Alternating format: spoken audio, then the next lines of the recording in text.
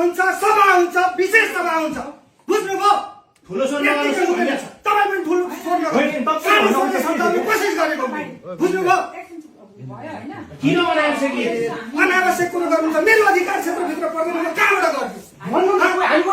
सुन्नुहोस् न, हेर्दाखेरि चाहिँ यतिका बजेट हुन्छ, उतिका बजेट हुन्छ, नो एक्सपेन्डिचर विदाउट लेजिस्लेसन मान्यता पढ्नु भएको छ। मैले एक पैसा पनि नि बिना जनप्रतिनिधिको स्वीकृति बिना खर्च गर्न सक्दिनँ। हो अनि जनप्रतिनिधि मलाई भन्छ यार, मलाई सुन्नुहोस्, 11 महिना 11 त्यसपछि तपाईँको अधिवेशन भयो होला त यहाँ, त्यो फाइन्ड आउट गर्नुहोस्। विधि पद्धति तौर तरिका किन बुझ्नुहुन्न तपाईँले? यो सबै बुझ्ने भए तपाईँ ठाउँमा त्यही कुरा सम्झाउन कोसिस गरेको होइन तपाईँहरूलाई मैले।